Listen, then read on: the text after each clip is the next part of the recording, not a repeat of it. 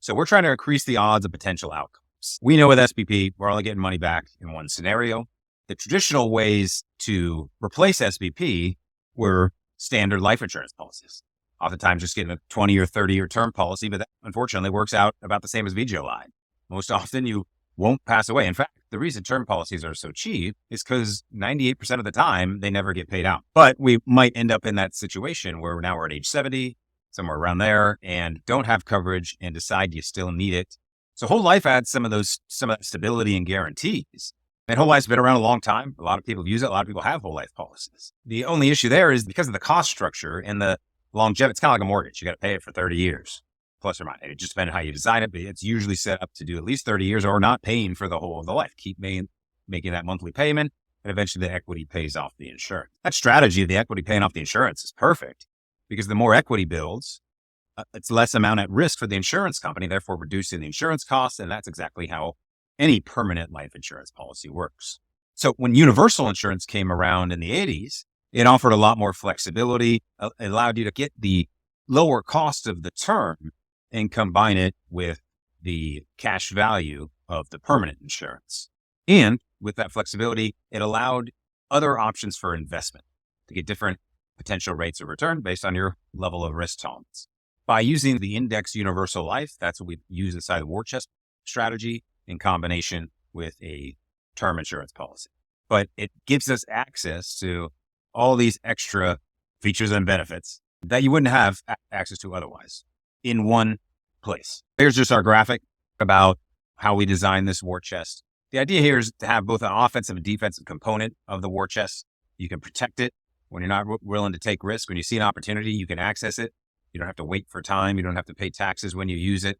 You're not limited to how much money you put in. So if you have extra and you want to get some money locked up and saved away for, maybe you won't need it in a couple of years to start a business, a real estate investment when it comes up, or you just want to build it, put it away and take advantage of the tax-free retirement aspects of this. Then when you are ready to retire, you can start drawing tax-free income right from the life insurance policy, all while maintaining the death benefit, of course, but having the choice to decide how much death benefit you need and when. So you can start with a lot and reduce it later on, or choose to keep death benefit if you want. And the less death benefit you keep, the less it costs you, the more potential cash value grows. But not having to make a one-all decision on day one gives you all the flexibility to leverage the war chest. We call it the private pension account, because again, when you're going to use the money, it's income. So depending on where you're at, maybe we're saving to add to the private pension now, or we need to use it during a career transition, getting out of the military. If you've already set this up before you're getting out, that's all worked well for a lot of our clients who got started early. But maybe you're getting started a little late and you want to save aggressively and you try to put a bunch of money away for 10 years is what I often hear. Scott, I want to get the second job, put away any extra income I have into something that's protected. And I want to do another good 10 years and then have my full second retirement. And of course, we recognize that at some point, health will come into play. And to be able to use this one strategy to handle this, and of course, many more things, it just depends on what is your need. Is it offensive or defensive? Where the more we can advantage your taxes, but when these things pop up or when you need them, the less you have to even worry about dealing with taxes, then it's just one thing off your plate. It becomes a non-issue. Here's the third big idea is simply tax code 7702. You don't pay any tax on insurance. You don't pay tax on debt. When you go get a car loan, you don't have to report that, right? A mortgage, you don't pay because the bank loaned you money. You might have to pay if it's a real estate deal where there's a profit, but that's capital gains. But insurance is tax-free. I'm assuming that's because of its function. The government said we'd rather people purchase death benefit insurance and have that take care of a situation where a primary breadwinner passes away than, of course, having to go on the government dime. So if that's a tax incentive to get life insurance, the death benefit would be paid tax-free. As such, the cash values inside the life insurance are also deemed to be tax-free. The insurance industry is huge. There's a huge lobby out there on Capitol Hill, as powerful as anybody, but we all know the game. A lot of financial professionals don't quite get all this, to be fair. The investment guys focus on investments, managing portfolios, and they're good at that. That's why I don't focus on that. That doesn't mean they can't also take advantage of these products for their clients as well. Some of them just aren't aware. If you have a professional who's open-minded and perhaps even has insurance licenses, like our idea here is we can collaborate. So we want to introduce this concept of the tax-free retirement, which is really much more than that. That's why I call it the war chest. So others across the industry, because for more veterans out there that this would be a good fit for, we can have that impact. So we got the cash value, we can access it without taxes. And of course, both the long-term care and the death benefit are tax-free. So how does this work? We have some sort of funding that's completely flexible. You can pay monthly, you can do lump sums, you can pay for a long time, you can pay for a few years. As long as it is funded, then the death benefit will stay in force. So we have a death benefit at all times. Got the principal, so any extra cash that was needed for the cost of the death benefit goes towards our cash equity account, and that purchases index credits. And we'll talk about that in a few slides so that you can get the growth, the uncapped growth linked to market indexes. What we also do in conjunction with the uncapped index universal life, the IUL, is we lock in whatever death benefit you want to create, whatever death benefit you want to protect your pension. So if you want to get big death benefit, $2-3 million to protect more than just what the SBP value is, cool. If you wanted to get less, whatever amount it is, we try to get the majority of the death benefit in term insurance on day one. Sometimes all of it. Sometimes we don't even start with the IUL. So that's fine too. Ask us about that. And why would we do that? Costs. Maybe you're in the middle of military retirement, don't know what your next job is going to be, don't want to start committing any sort of investment. You like the idea of the IUL, maybe year 2 or 3, we can turn that on. And that's fine too. We often do that. Or we're just using the term to give us time to decide how much death benefit we want to keep in the long term. Maybe we've still got young kids, so we get a 15, 20-year policy, because now you got time to decide if you want to lock in those rates. In which case, convertible means if you want to create more permanent death benefit, then you're already approved. Don't have to go through underwriting again. So different companies offer different rate timings, and sometimes you get money back depending on when you convert it, how much you convert. Now it becomes an option.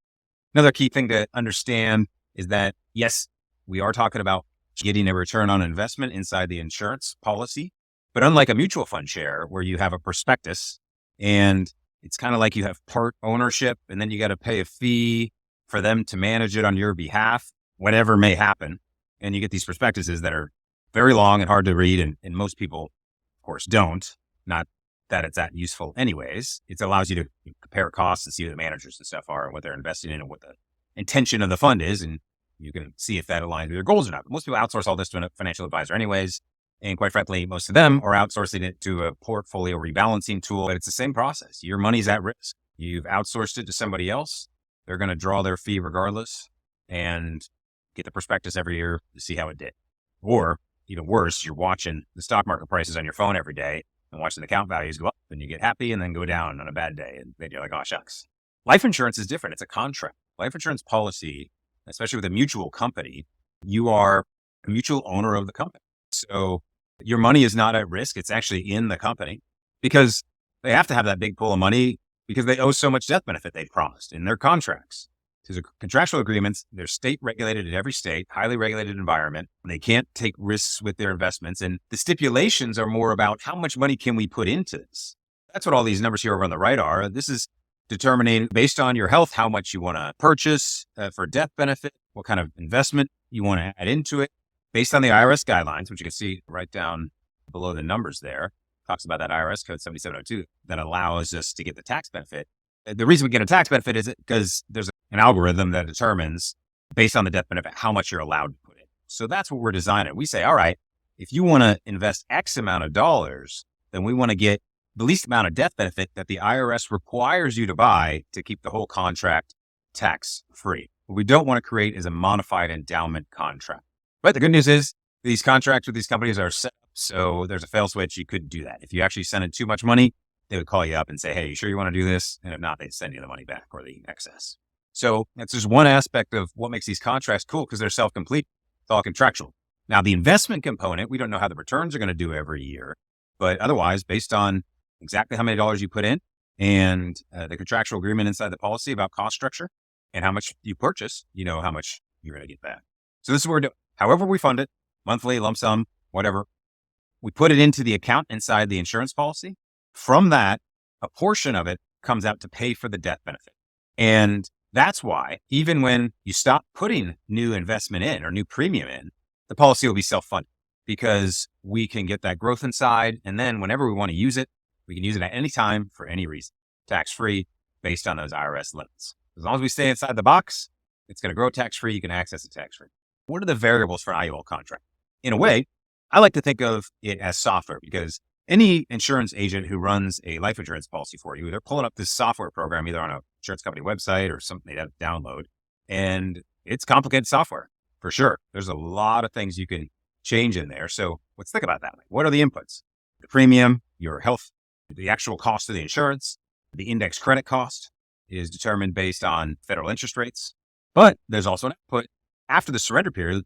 And that's, of course, because they're taking a lot of risk up front and they're doing a lot of upfront costs. And so that surrender period helps them guarantee more people will keep the money with them so that they can invest it and offer the guarantees. So 9 out of 10 people who buy a permanent insurance policy with an IUL stay with the companies for 40, 50 years. After that surrender period, get a mutual contract. A lot of these contracts have bonus interest credits or a rebate, essentially, paying back some of the charges from the initial premiums during the underwriting phase. Over the years, as we're funding it, letting it grow before we touch it, or even after we access the money, what indexes are you choosing to get a return on investment? And then when do you want to take withdrawals while you're still alive to get the tax-free income? And of course, at some point, you're going to pass away to have maintained a permanent death benefit. That guarantees something will either be left for a legacy if you wish, or it will help pay estate taxes. And the other option could be accelerating that death benefit if you need it for more healthcare type costs. How we designed the policy for Colonel Norman is he's 50 and he wanted to work another good 10 years. And right at retirement means he can act at age 60. It's perfect timing for him to start withdrawing his TSP or retirement funds and TSP and IRAs. And he basically just wanted to lock all this up in the war chest so he didn't have to worry about it, would know that 10 years from now, he could count on these streams of income. The good news is he already had the whole life policy. He had $48,000 already in there as cash value. While he's in transition, if he doesn't want to fund his IUL during that time before he lands a new job, doesn't have to worry about it. That $48K from the 1035 exchange started the policy and essentially would fund for the initial few years, even overfunded. The fact that he's still healthy, coming out of the military as a pilot, had to keep his health up, got a preferred rating, locked in great rates for the rest of your life. Like way cheaper from a cost of insurance standpoint, 1-to-1 compared to SBP or BGLI. But he's rewarded financially. Like getting a better health rating translates to tens of thousands of dollars over the long term in cost of insurance. And wanted to protect more than the SBP, didn't need to protect the full pension. So wanted to get a total of $2.5 million combined death benefit, at least initially, first 10 years until the kids are out of college and on their own.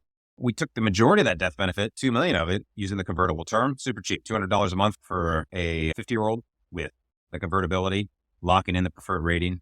Awesome. And then we wanted to use that about $30K a year. So that $300 that it would have gone to SBP over 30 years. He's like, I'm going to use that same amount. I'm just going to do it quicker. So $30K a year for 10 years. And then he's funded.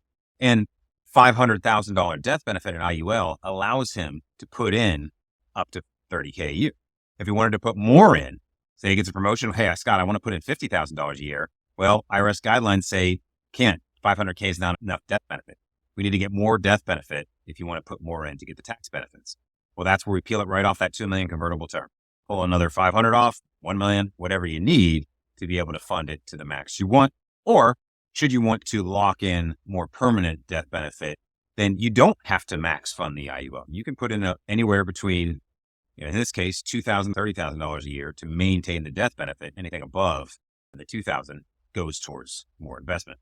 Year one premium, again, if we're putting about 30, 33 in, yeah, $4K, a lot comes off the top. Well, it's a different type of contract. It's like a mortgage. Like there's a whole bunch of other stuff involved that goes into it. Compare it to a 1% investment advisor or mutual fund fee isn't useful information as a lot of people think it is. But year 11, as we talked about, or year 14, whatever the surrender period is, the internal costs drop. Or as soon as we stop funding it, the policy charges go away. And essentially we have just cost of insurance, which we know is still relatively cheap. But we're also starting getting rebates for those initial policy charges. So here's the idea. 10 years from now, we've got that $300,000 that would have gone to SBP is now in an account that's tax-free. It's inside the insurance policy. It's got your name on it. There's not an ATM card, but you can access it. Call it the insurance company and they send you a check or wire you the money. If you don't touch it, let it go for 30 years, time value money, the index that we're following in this example is the S&P 500. Let's say we got a 6-7% growth rate. We've got some growth cash value later on. Of course, this always maintains the tax benefit. And we know starting off, we have the ability to maintain up to $2.5 million death benefit if you so choose. The better the cash grows, the less you got to pay for the insurance. So you're able to manage that year by year. I'm going to recommend you watch our demo video where we get into our software. We show you exactly how we design these. I'm not going to go through that in this presentation as we're already overwhelming you with a ton of information. You're going to have to watch this a few times, but that's okay. But just know we got some fun software to play with so we can get on some calls with you, show you how this works, and give you all sorts of insights on comparing the index returns and compared to average returns, and showing exactly how these policies have performed in times like when there's a sideways market, like between 2000 and 2009, after the crash. That period of time, people who wanted to retire in 2000, their accounts dropped so much that essentially they had made nothing since the dot-com bubble. It was a flat market for the S&P, but the indexed accounts, because the money's protected, it cannot lose. And there's a lock-in, ratchet lock-in provision. Each year, whatever you earn gets protected, and then future gains start from there. All right, so I'm going to get into more about exactly how indexing works